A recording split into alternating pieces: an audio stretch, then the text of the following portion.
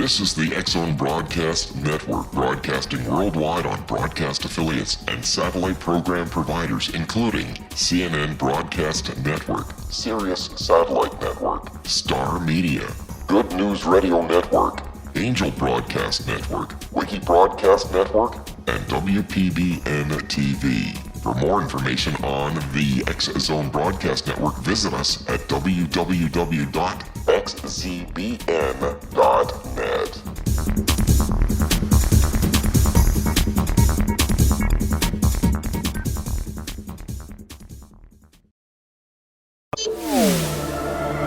The X-Zone Radio Show with Rob McConnell is largely an opinion talk show. All opinions, comments, or statements of fact expressed by Rob McConnell's guests are strictly their own and are not to be construed as those of the X-Zone Radio Show or endorsed in any manner by Rob McConnell, Relmar McConnell Media Company, the X-Zone Broadcast Network, its affiliated networks, stations, employees, or advertisers.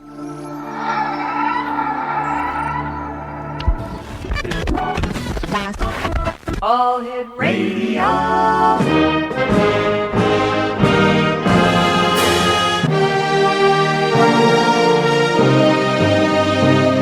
Welcome to the X-Zone, a place where fact is fiction and fiction is reality. Now, here's your host, Rob McConnell.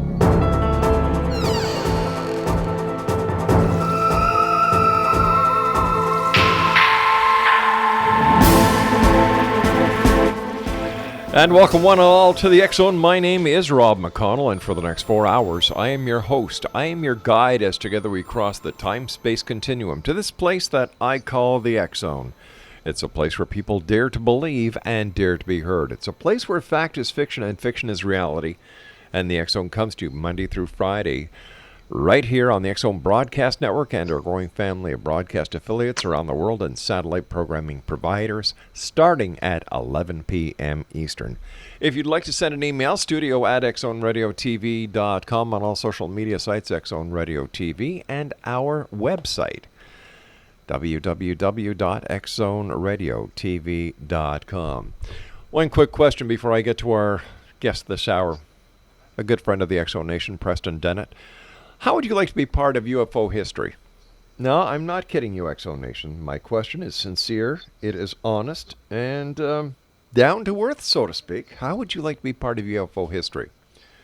Well, if you would, simply go to CubeSat4Disclosure.com. That's www.CubeSat4Disclosure.com. As I said, Preston Dennett is our guest this hour, X-Zone Nation, and he's been investigating UFOs and the paranormal since 1986, when he discovered that his family, friends, and coworkers were having dramatic, unexplained encounters. Since then, he has interviewed hundreds of witnesses and investigated a variety of paranormal phenomena. He is a field investigator for the Mutual UFO Network MUFON, a ghost hunter, a paranormal researcher, and the author of 20 books and more than 100 articles on UFOs and the paranormal. His articles have appeared in numerous magazines, including Fate, Atlantis Horizon, MUFON UFO Journal, Nexus, Paranormal Magazine, UFO Magazine, Mysteries Magazine, Ufologist, and others. His writing has been translated into several different languages, including German, French, Portuguese, Russian, and Icelandic. He has appeared on numerous radio and television shows, and he's going to be joining us tonight, X-Zone Nation, to discuss his new book called UFOs over Arizona, A True History of Extraterrestrial Encounters in the Grand Canyon State. And let me see, on the back it says, Arizona has been a UFO hotspot for more than 100 years. This first-time comprehensive history of extraterrestrial encounters in the Grand Canyon State includes 81 locations that provide a dazzling array of sightings, landings, face-to-face encounters, abductions, and even UFO crash retrievals. Joining me now is Preston Dennett. And Preston, congratulations on yet another great book. Hey, thanks, Rob. Yeah, thanks for having me on the show. It's always a pleasure, Preston. You are one of the hardest working guys in the UFO field, I know, and yet no matter how hard you work, you always put out a great book. Tell me about this latest one. Yeah, I'm super excited about it. It's basically a history book of encounters stretching back about 100 years, Yeah. uh, very much like the other books I've put together. And I'm writing these books because I want people to take this subject seriously. I'm afraid that a lot of these encounters that I'm writing about are going to be lost into history and never heard from again. I mean, they're taken from some very old newspaper clippings, from old UFO books, and all kinds of stuff, which is eventually going to fade away. So yeah, I'm trying to preserve the history of each state. So you're more than a ufologist, you're a historian as well. Well, it's kind of turned into that. Yeah. I've always been interested in the whole history of UFOs, I think this is a really important subject. I don't think people realize how much of an effect it is having on society. And I'm not about to let go. I mean, I'm really kind of obsessed with it. And rightfully so. X-Zone Nation, Preston Dennett is our special guest this hour. And Preston and I will be back on the other side of this break as we continue here in the X-Zone from our broadcast center in Hamilton, Ontario, Canada. This hour we're talking about Preston's new book, UFOs Over Arizona, a true history of extraterrestrial encounters in the Grand Canyon State. And it's put out by the good folks at Schiffer. If you'd like to contact Preston, his website is www.prestondennett.weebly.com. The X-Zone, a place where people dare to believe and dare to be heard. It's a place where fact is fiction and fiction is reality. And we're here Monday through Friday, starting at 11 p.m. Eastern on the X-Zone Broadcast Network in Europe on Radio X and on TalkStream Live. I am Rob McConnell. Don't go away.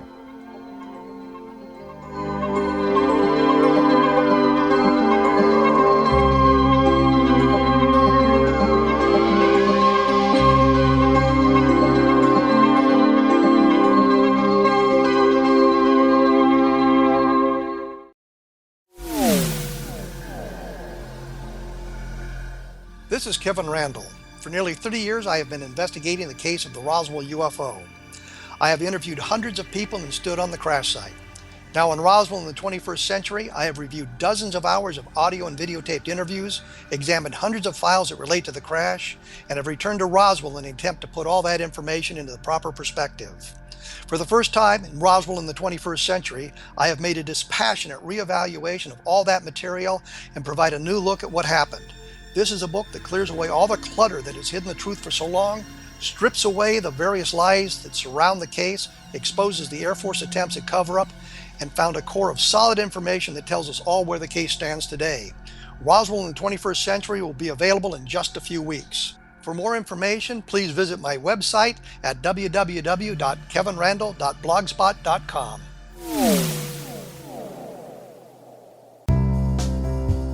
Gibbs A. Williams, Ph.D., is a practicing psychoanalyst, supervisor, researcher, and author in New York City. Much of his life has been dedicated to understanding nature and the uses of meaningful coincidences or synchronicities. His radical and original non-Jungian, non-mystical, non-magical theory of synchronicities illuminates much of the fog surrounding this challenging and perplexing topic. His ideas and manners are fresh, presented in a style that is both entertaining and highly informative. He is also an expert on crisis intervention, specially focused on violence reduction for the police and citizens, mastering anxiety, frustration, and stress without the use of medication, and effectively preventing and treating heroin addiction. Dr. Williams can be contacted at his email address at gwwilliamsny11@aol.com or visit his website at www.drgibbswilliams.com.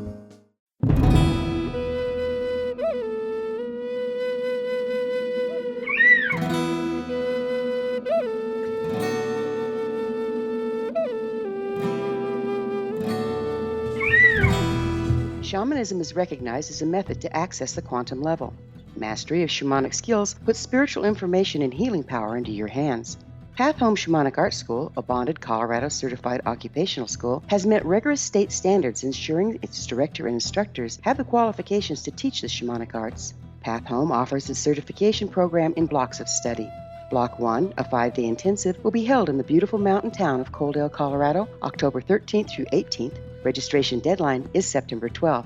Experience journey trance, power animals, helping spirits, sacred space, and life purpose. Come discover your power. Join me, Gwilda Wiyaka, in the magical world of shamanism. Call 303-775-3431 or visit findyourpathhome.com.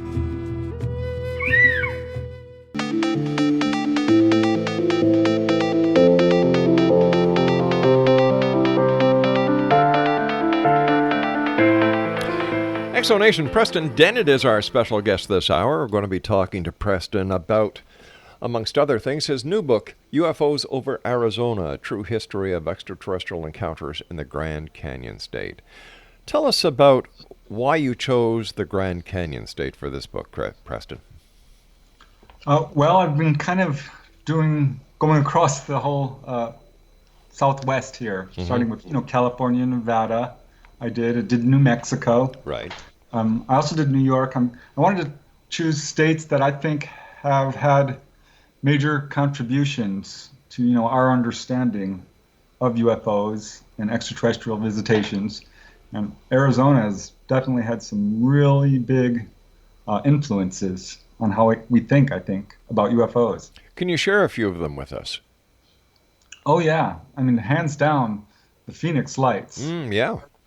It's got to be, if not the number one sighting in the world in terms of, authenticity and the number of people who've seen it. It's in the top 10 for sure. It is absolutely a stupendous event that, had put Phoenix on the map in terms of UFOs. And for that matter, when you talk about UFO abductions, Arizona is also one of the leaders with the Travis Walton case, which is, again, one of the best cases out there. Yeah. With multiple witnesses, landing trace evidence, all kinds of stuff. A really great case. And also, when we talk about UFO crashes, they have one of the top 5, I'm going to say, UFO crash events. There's Roswell, of course, in New Mexico, which is the granddaddy of them all. And Aztec, also in New Mexico. There's one in Pennsylvania, the Kecksburg crash in 1965. But this other crash in Arizona, the Paradise Valley crash, that's got to be, it's definitely Arizona's most famous UFO crash incident, and one of the top 5 in the United States for sure. Now, the first we heard about. All right, so tell us about that one. Yeah, this came out bit by bit, actually. Initially, the first we ever heard of it was in Frank Scully's book, Behind the Flying Saucers, on which he talked about a number of UFO crashes. Just mentioned one sentence of this one in Arizona. Now, back then, people were not taking stories about UFO crashes seriously. And in fact, his book, although it was a bestseller and did really well, was panned by critics. The Aztec case, which he focused on, was decided to be a hoax by a lot of major researchers. And it wasn't until later that it was revived that people started to take these UFO crashes seriously. And more breaks began to come in this UFO crash in Arizona, in Paradise Valley. This incident actually occurred in 1953, pretty far back.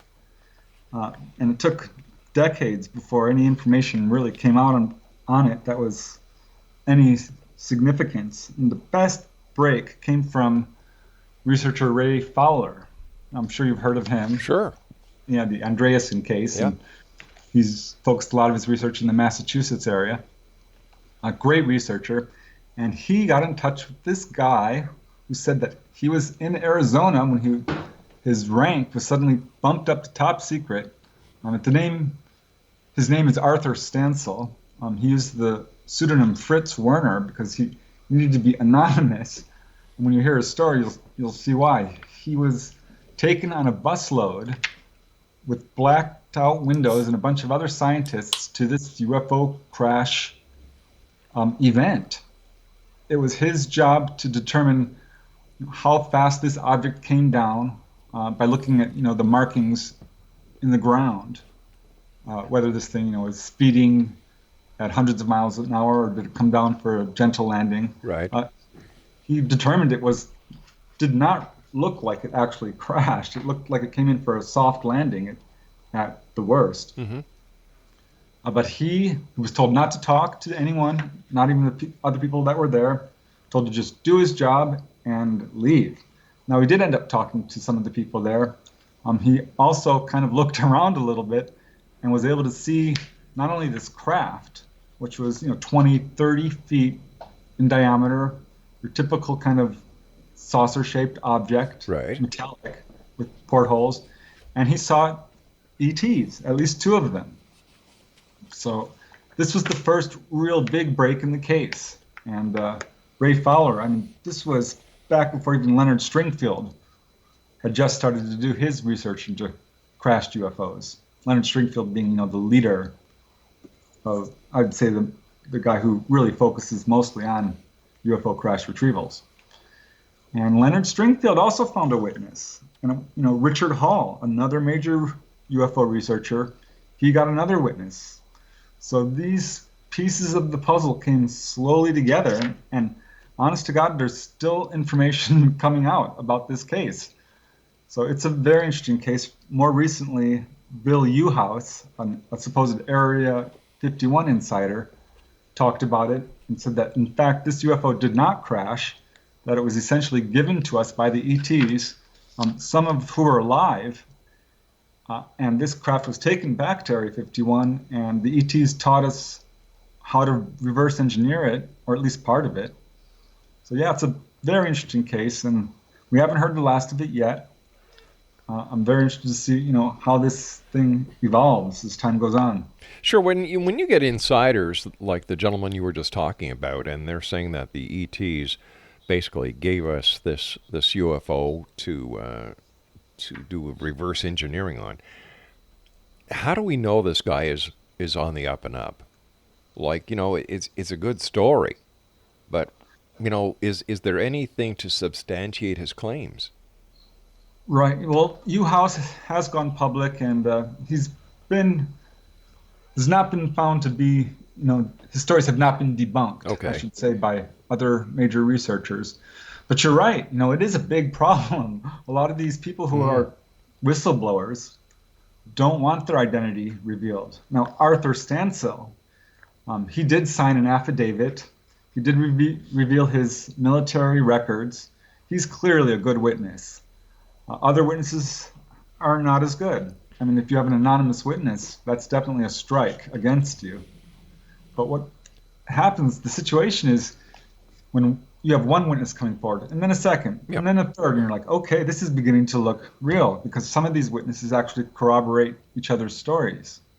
And like the Roswell case, we were talking hundreds of witnesses. Right. So it's very hard to deny something like that. But you must find it very frustrating as a UFO researcher when you're working on an investigation and there is a total lack of not only physical or trace evidence, but a lack of witnesses who come forward. Yeah, and this is especially true with UFO crashes, which is so ironic and bizarre because here we actually have the craft itself. We have the bodies. We have absolute 100% conclusive proof. And what do we actually have? We have a story. We have an eyewitness, maybe 2, maybe 10. In a good UFO crash case, 10 witnesses is excellent. And that's why this particular crash is one of the more legitimate.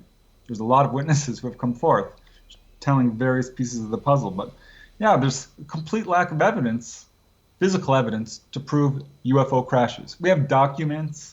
Got a lot of government insiders, some people who have released their military records, so we know that they're at least on the up and up in terms of their position.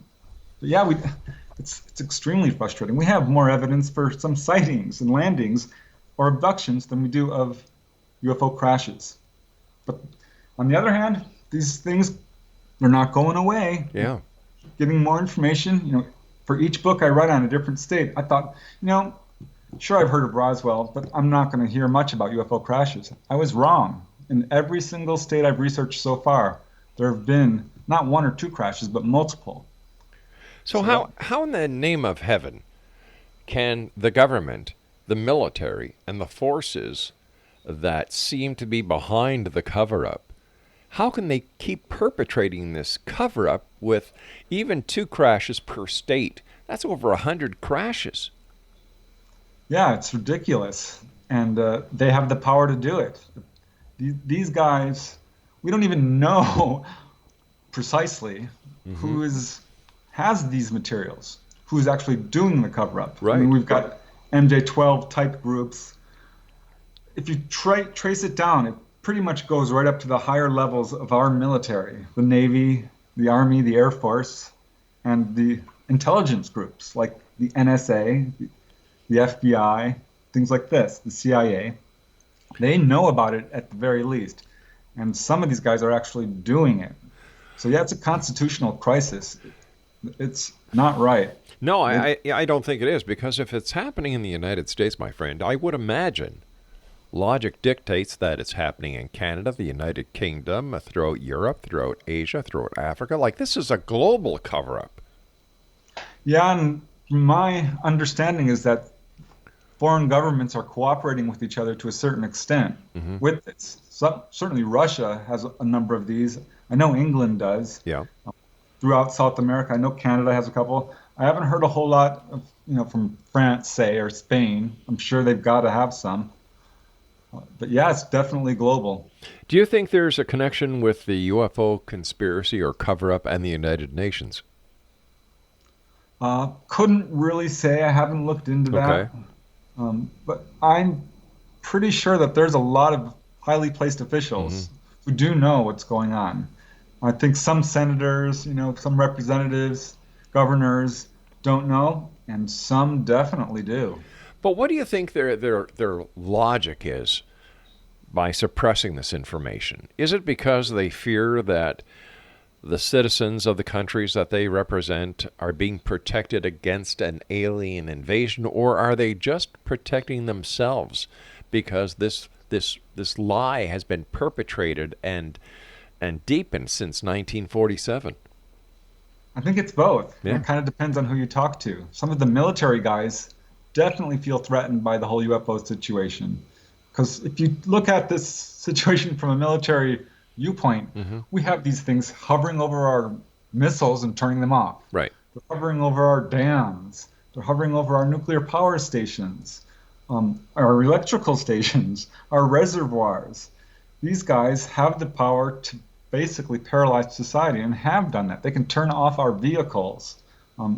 There's a number of cases where there have been vehicle outages. Well, isn't that just a simple EMF, electromagnetic force, that is causing that? And they may be doing this, turning off of vehicles, by accident because of the type of system, the propulsion system that they're using. Well, that's what we used to think. Yeah. But there was this wave of car stalling cases in New Mexico in the 1950s, where there were so many. This was during the Lubbock, Texas wave as well. There were so many of these car stalling cases that they started to realize, this isn't accidental, because there are too many cases where UFOs are right close up to cars and the cars are not shut off. Wow. So it's probably a weapon or a device of some kind. All right, stand by, Preston. You and I have to take our break. Excellent. Very interesting, Preston. Once again, congratulations on your new book. Preston's new book is called UFOs Over Arizona, A True History of Extraterrestrial Encounters in the Grand Canyon State. And you can find out more about Preston on his website at prestondennett.weebly.com. This is the X Zone. I am Rob McConnell. Preston and I will be back on the other side of this break. Don't go away.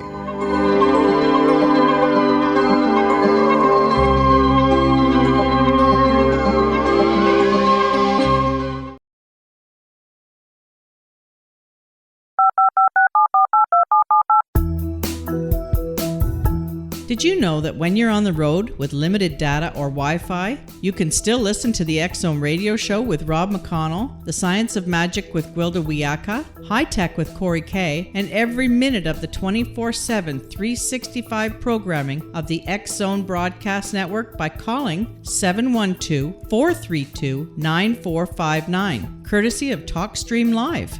No smartphone, app, or internet needed. It saves your data plan, and it's free if you have unlimited minutes. call 712-432-9459 to listen on any phone, anytime, anywhere. Remember, 712-432-9459 for the best of paranormal, new age, thought-provoking, sci-fi radio programming 24/7, 365.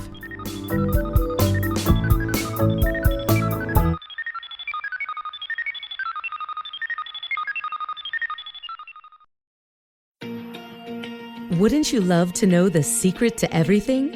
Well then, meet Dr. Kimberly McGeorge and her cutting-edge breakthrough knowledge that combines science with possibility. Dr. Kimberly brings real-life answers and healing to those open to alternative solutions. She teaches solution-based programs and classes that will change all areas of your life forever.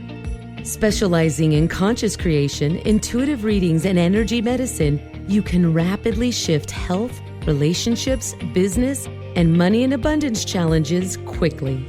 Receive her best-selling book, Secret to Everything, at no cost by going to secrettoeverything.com/X-Zone. That's right, transformation can start now. Just go to secrettoeverything.com/X-Zone and receive Dr. Kimberly's book for free.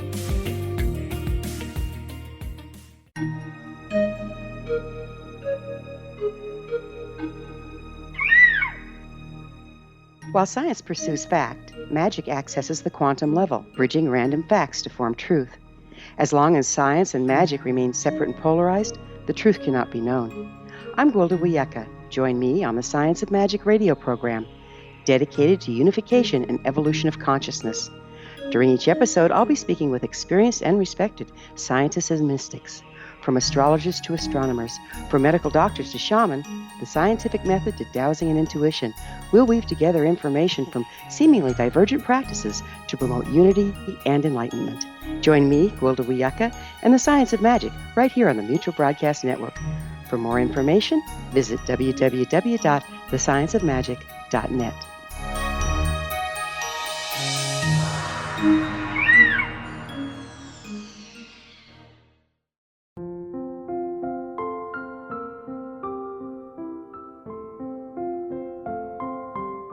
I am Dr. Carl O'Helvey, founder, president of a new cancer foundation focusing on evidence-based physical, mental, and spiritual interventions, including natural cancer cures, prayer, meditation, affirmations, nutrition, and other related holistic cancer prevention and cure modalities. These are used in cancer education, research, and financing care. I ask for your help to continue this important work by donating at www.holisticcancerfoundation.com.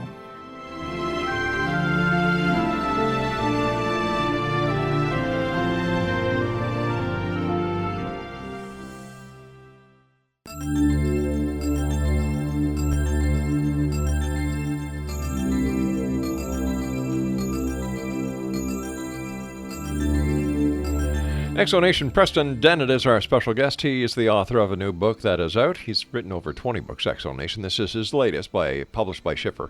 UFOs over Arizona, a true history of extraterrestrial encounters in the Grand Canyon State.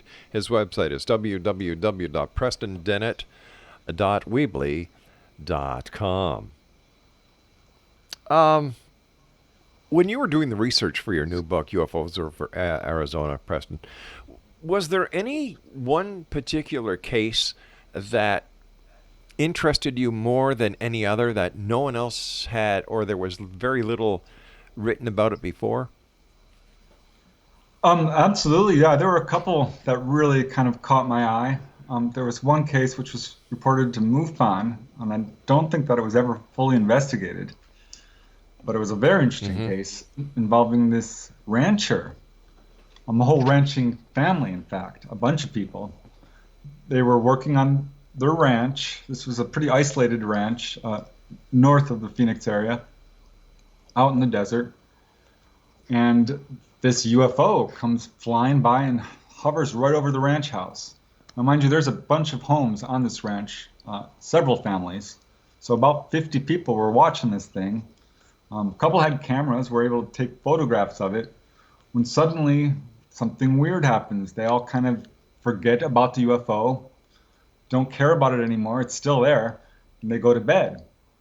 And they wake up the next morning, and the next morning would have been payday. So the ranch boss handed out everyone's pay, and they all took off to town to get their month's supplies or their week's supplies. Mm-hmm. And they get to the store, and they get a real shock.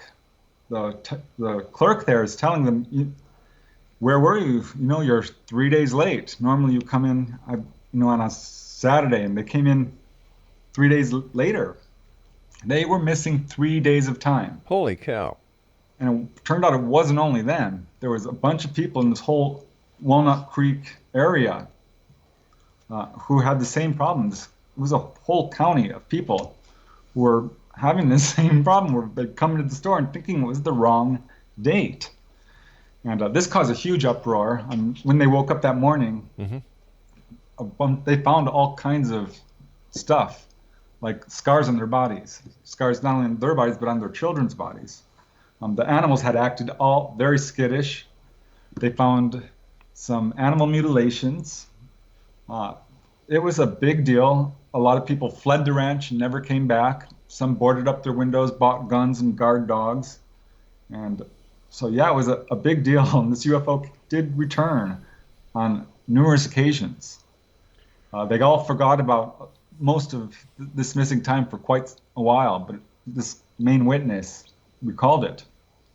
And yeah, it's a strange case. There's not a lot of cases out there involving missing time beyond a few hours. So what did the officials do in that town? How could you just ignore a group of people who are missing 3 days? I don't know how the officials reacted. That's one of the frustrating things about this case, which wasn't really followed up on. Mm-hmm. But generally speaking, officials don't know how to react. They don't really handle UFO reports. I've given my name to the police, and they've referred me people who call them. Right. So generally, they'll refer you to the Air Force, who will also refer you to a UFO organization, or they'll refer you, to MUFON or the National UFO Reporting Center, or whatever they have in their files on this. But for the most part, they're frustrated, I think, by having to deal with this sort of thing, because it's really not in their wheelhouse. But if UFOs are entering U.S. airspace, isn't this a concern of the United States Air Force? Oh, yeah. I mean, look what happened with the Phoenix Lights. This is a perfect example. Here we have a sighting seen by a lot of people. Thousands upon thousands. Right. And it's also immediately confused the issue, because Davis-Monthan Air Force Base launches a bunch of flares immediately following the incident. Apparently, we can't say this for sure, but apparently in an attempt to confuse the issue, which is something they've done in numerous other cases, releasing balloons and flares and things like this right after a UFO incident. And now the press went wild with this story, tried to get any aspect of government involved, and were completely stonewalled at every single corner. The only person who they finally got to look into it was a councilwoman, not a high-ranking government official, just a city councilwoman, Frances Barwood, who did try to grab the bull by the horns and investigate. But let me ask you this: with everything that is going on in the media today, when it comes to either Secretary Clinton or Donald Trump, and how the press is able to squeeze information out of both parties, how come they couldn't do the same thing going back to the Phoenix Lights?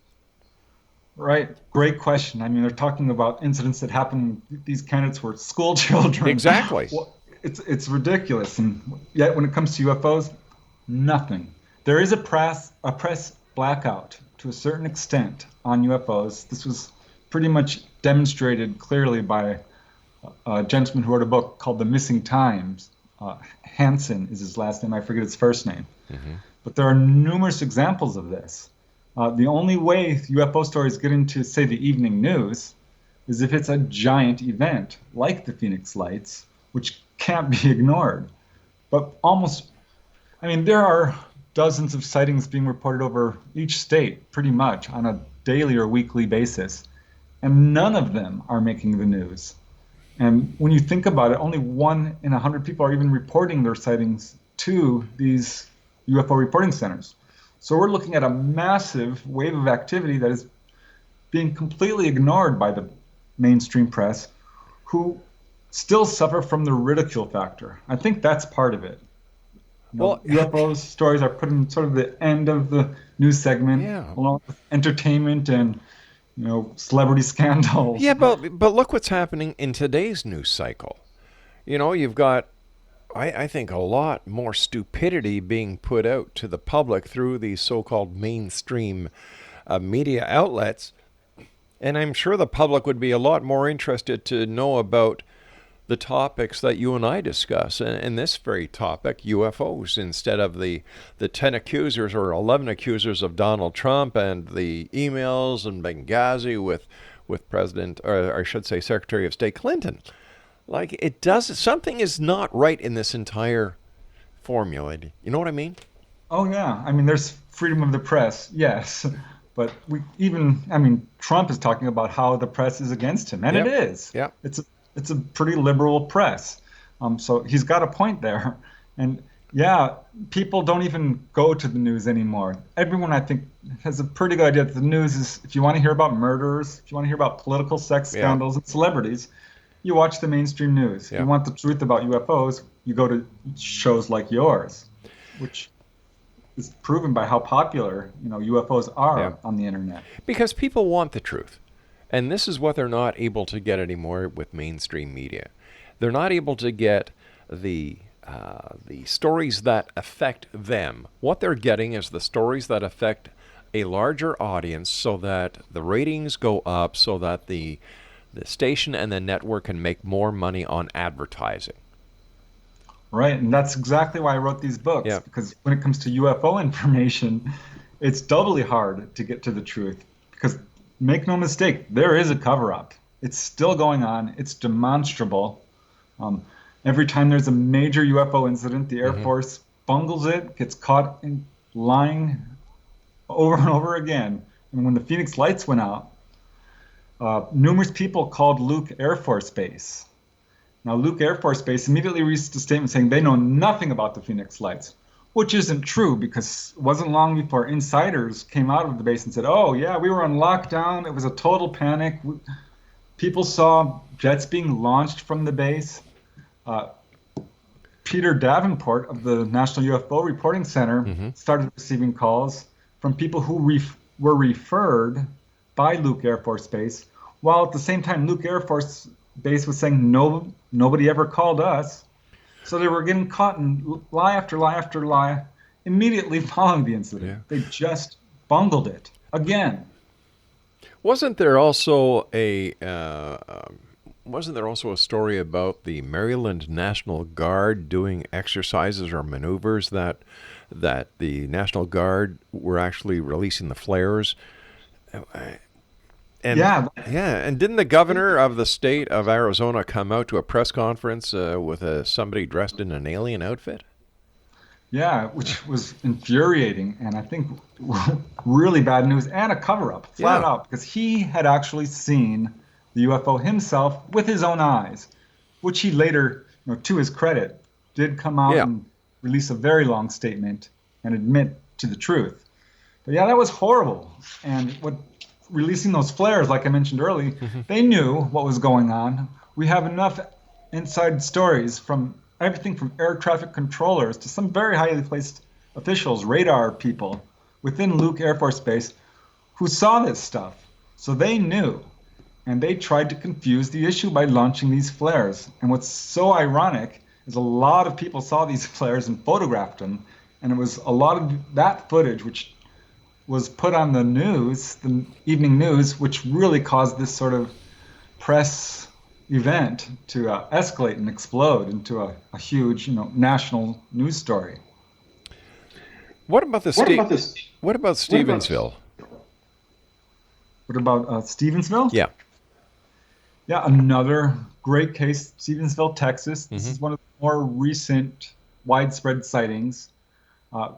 First of all, we know it's absolutely a true event. There was enough witnesses, including law enforcement officers and other people who are, trained observers, who actually saw these craft go right over Stevensville. Not a huge town. It was caught on radar, on a weather radar station, and the radar reports exactly matched where people were seeing this object. And again, the Air Force bungled it. First they said, oh, we know nothing about it. We don't know what you're talking about. And then their next statement was, oh, that was us. It was our Air Force jets, and what people were looking at were afterburners, which is ludicrous. I mean, this thing was huge. It was silent. It was low level, treetop level in some cases. Not Air Force jets, not even close. And some witnesses were actually threatened not to talk about what they saw. My question is, how would a weather radar pick up an aircraft? Because isn't it just a totally different radar frequency and a Doppler radar that just picks up weather? I'd have to look into that. I don't know. I do know that the radar reports that came from this incident were well verified. Wow. And there's multiple reports of it, yeah. Listen, great evidence. You and I have to take our final break, Preston. Thanks very much for coming down, and Exonation. UFOs over Arizona, a true history of extraterrestrial encounters in the Grand Canyon State, published by the good people at Schiffer. Where can people get a copy of your book, Preston? We can go on to any bookstore near you, if you can find a bookstore anymore, or on Amazon, Barnes & Noble, or other online retailers. And this would be a great gift for anyone at Christmas time who is looking to get the perfect gift for people who are interested in UFOs. Once again, UFOs over Arizona, a true history of extraterrestrial encounters in the Grand Canyon State. I am Rob McConnell. Preston Dennett and I will be back as we wrap up this hour here in the X Zone from our broadcast center in Hamilton, Ontario, Canada.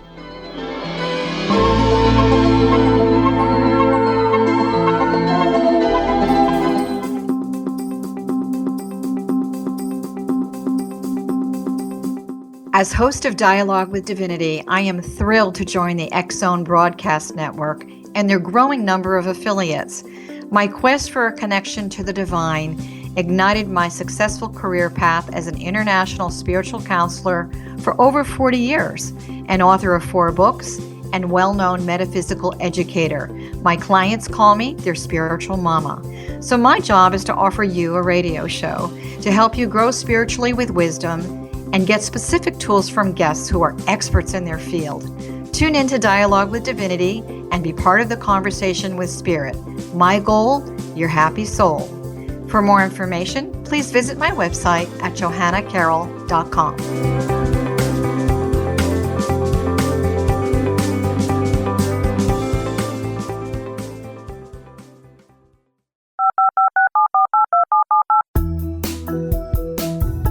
Did you know that when you're on the road with limited data or Wi-Fi, you can still listen to the X Zone radio show with Rob McConnell, The Science of Magic with Gwilda Wiyaka, High Tech with Corey Kay, and every minute of the 24/7, 365 programming of the X Zone Broadcast Network by calling 712-432-9459, courtesy of TalkStream Live. No smartphone, app, or internet needed. It saves your data plan, and it's free if you have unlimited minutes. Call 712-432-9459 to listen on any phone, anytime, anywhere. Remember, 712-432-9459 for the best of paranormal, new age, thought-provoking, sci-fi radio programming 24/7, 365.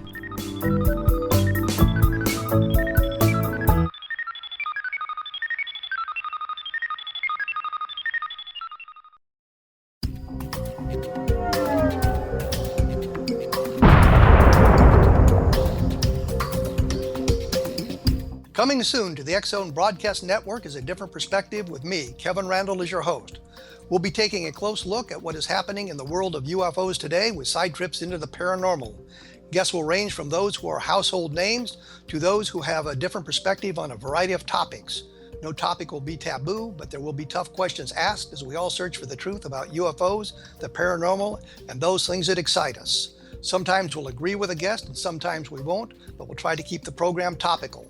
For those of you who would like to read, be sure to visit www.kevinrandle.blogspot.com and remember to listen to the other fine programs on the X Zone Broadcast Network at www.xzbn.net.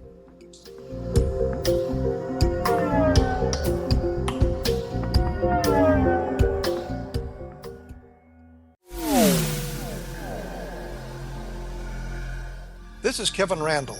For nearly 30 years, I have been investigating the case of the Roswell UFO. I have interviewed hundreds of people and stood on the crash site. Now in Roswell in the 21st century, I have reviewed dozens of hours of audio and videotaped interviews, examined hundreds of files that relate to the crash, and have returned to Roswell in an attempt to put all that information into the proper perspective. For the first time in Roswell in the 21st century, I have made a dispassionate reevaluation of all that material and provide a new look at what happened. This is a book that clears away all the clutter that has hidden the truth for so long, strips away the various lies that surround the case, exposes the Air Force attempts at cover-up, and found a core of solid information that tells us all where the case stands today. Roswell in the 21st century will be available in just a few weeks. For more information, please visit my website at www.kevinrandle.blogspot.com. What Happened in Benghazi is revealed by Nicholas Genix, author of Obama, Islam, and Benghazi. He informs the American people that President Obama deceived them by advocating a strong foreign policy prior to the 2012 presidential election, and Hillary Clinton supported this deception. As the title infers, there is a connection between Obama, Islam, and Benghazi. Ample evidence informs Americans that Obama's early indoctrination in the Quran developed an affinity for Islam, why the Quran is the source of discontent in many countries, and why the Obama foreign policy deception led to poor military action and caused the loss of American lives in Benghazi. Genix provides 36 questions for the Select Committee on Benghazi to validate if Americans are justified to mistrust President Obama and Hillary Clinton. An overview of Obama, Islam, and Benghazi is presented on the website www.futureofgodamen.com. That's www.futureofgodamen.com. Afterlife expert Roberta Grimes was the first one to say that dying can be fun. Now her best-selling book, The Fun of Dying, is available in stores worldwide. So if you wonder whether death ends life, how it feels to die, or what heaven might be like, The Fun of Dying was written for you. And if you have always been afraid of death, or if you worry that your life has no meaning, let The Fun of Dying ease your fears and bring new meaning to your life. Nothing said in The Fun of Dying is based on the teachings of any religion. Instead, Roberta draws on evidence to explain how death happens, how it feels, and what comes next. A lot of the best death-related evidence was produced in the first half of the 20th century. When it is put together with recent discoveries, it tells a consistent and amazing story. Roberta Grimes blogs and answers questions at robertagrimes.com. Her wonderful book, The Fun of Dying, is available on Amazon and at stores worldwide wherever books are sold.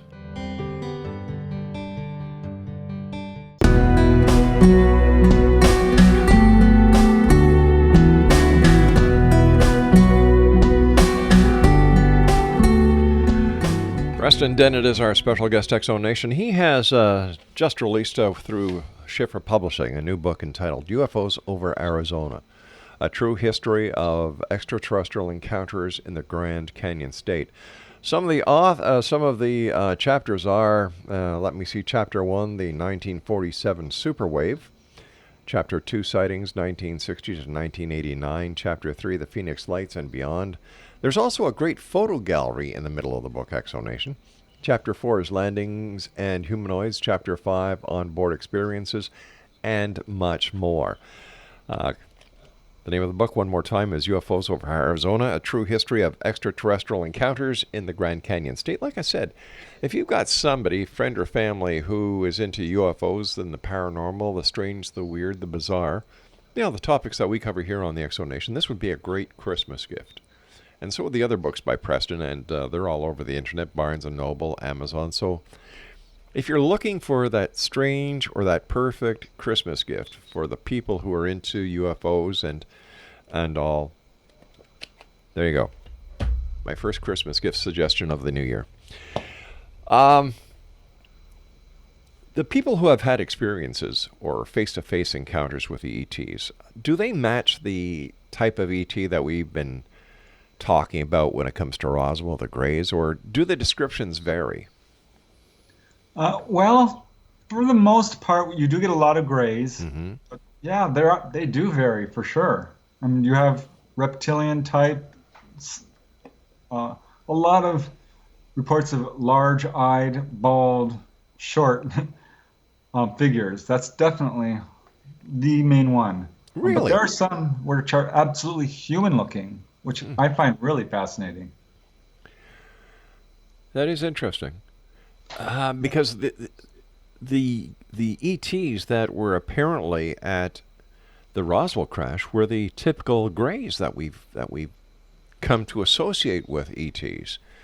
But once again, there's no evidence. There's no bodies, and it must the bodies are out there. They're if this is true, and I think it is. I think the evidence is mountainous. It's overwhelming. It comes in numerous forms. If we do have the bodies, the truth is going to come out. I mean, there's all kinds of stuff on the internet. I think most of it is fake. But I wonder if some of these photos that we're looking at, some of these leaks, are not real, because they look convincing.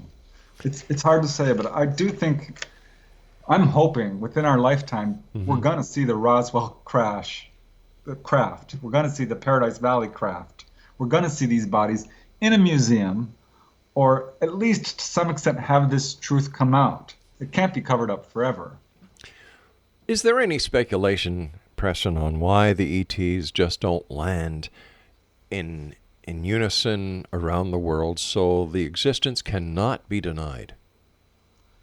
Well, we can only speculate. Certainly, there's no precedent in human history for what's going on right now.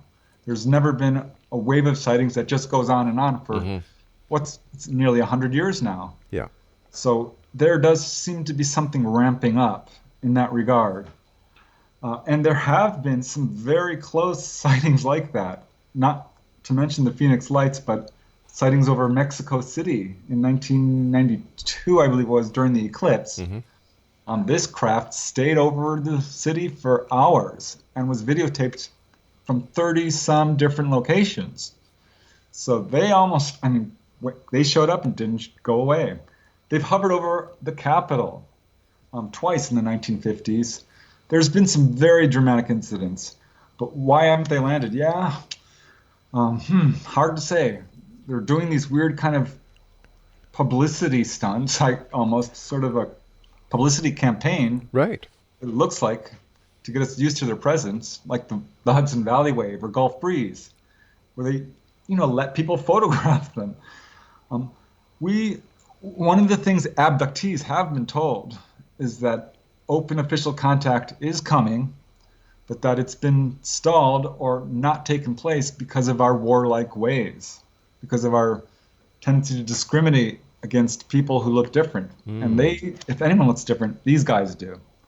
So what would probably happen is, if they did, there'd be a certain portion of our population, probably pretty small overall, but a portion would demonify them, a portion would deify them, meaning, some are going to worship them and do whatever they say, and others are going to shoot and ask questions later. So that's, I think, one of the main things. They know better than to just land. We're close, I think, but I'm not sure we're ready right yet. Do you think that the United States Air Force is conducting an investigation into UFOs that is not public knowledge, like Project Blue Book? I would say so. I don't have proof of it, but we do know that Project Blue Book was a whitewash.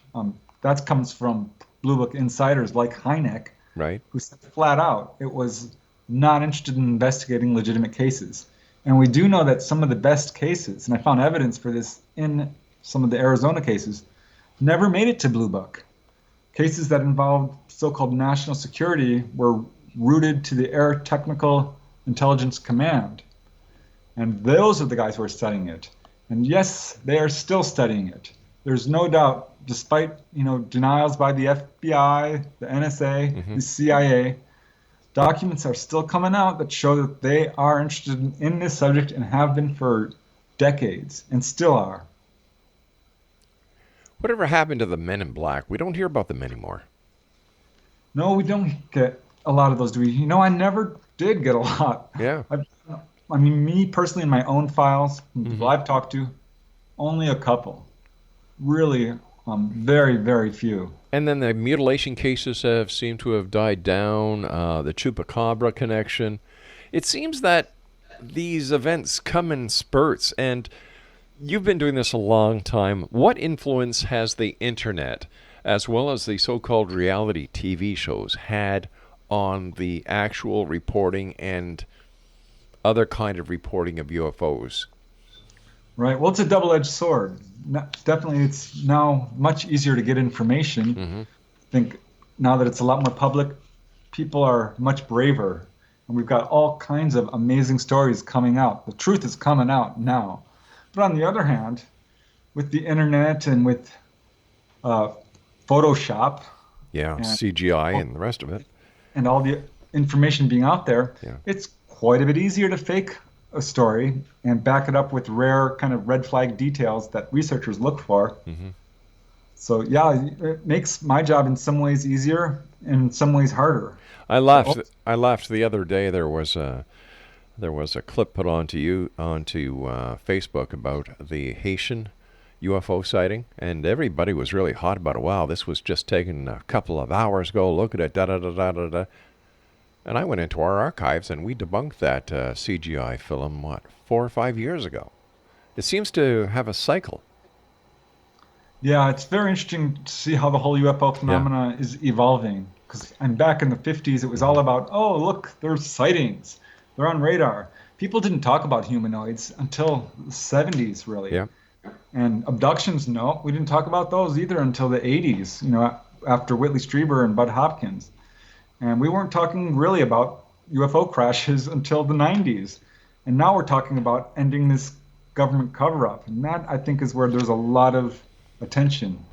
What about the, what was it called? The mummy the mummy in Mexico. What was that? The little extraterrestrial that they thought was an extraterrestrial. Schmidt and Kerry were involved in the project. It was disclosed in Mexico, just to find out it was a mummified child. The picture came from a museum. Yeah, it's unfortunate. We're scrabbling for evidence. We're looking for tiny little pieces of, UFO metal. Supposedly there's pieces of the Roswell crash floating around. I haven't seen it. Right. But what do these stories and what do these actions by less than credible people, I'm not talking about Schmidt and Carey, by the way, but the people who brought these slides forward, what does it do to the credibility of mainstream, hard-working UFO investigators like yourself? It can set back research, years, decades. The UFO field is very fragile due to the ridicule factor that's been imposed by the Robertson panel. They vigorously debunk this. The Air Force is vigorously debunking UFO sightings and making people look like fools. So anytime someone comes out with false evidence, it hurts the field. Yeah. No doubt it does. Because people don't take it seriously. And then they say, oh, well, remember that case with those dummies? Or, that fake body and blah, blah, blah.